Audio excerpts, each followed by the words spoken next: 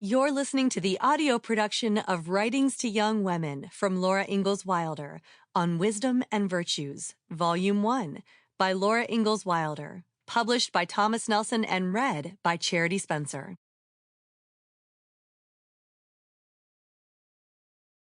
Foreword. Laura Ingalls Wilder was born in the 19th century in the year 1867. She grew up, married, and lived out most of her life during the era of the Western pioneers. Her father, Charles "Pa" Ingalls, was definitely an early pioneer, having moved west with his own family from Cuba, New York, around the year 1850. Laura herself was born early enough in the history of our country to have heard Native Americans dancing and chanting not far from her farm cabin in Kansas. All of this was written about in 8 books that came to be the basis for the Little House on the Prairie TV program that can still be seen in reruns on cable TV.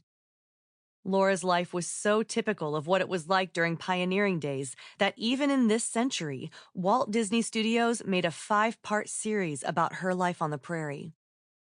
What most people don't know about Laura is that after becoming an adult, she was among the first of a group of women to practice the profession of journalism, writing as a columnist and reporter for many years.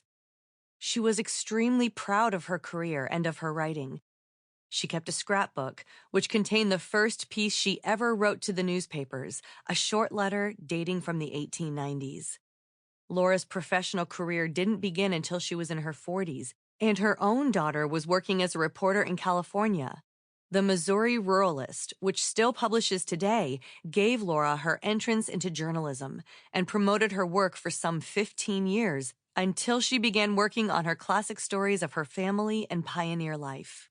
By that time, Laura was in her 60s, but she continued to learn and try new things. So when others were retiring from work, she was launching yet a new career as a book author. Today, her books can be found in bookstores and libraries all over the country. Although Laura Ingalls Wilder's fame is worldwide with over 10 million copies of her books sold, the writings gathered in this book from her journalistic period are treasures too. The Missouri Ruralist was right to single out Mrs. Wilder for her attention because she wrote of timeless things people of any age can relate to. You will see in Writings to Young Women from Laura Ingalls Wilder on Wisdom and Virtues that nothing of real importance ever changes. Her concerns are not so different from the ones we have today, though they take different form.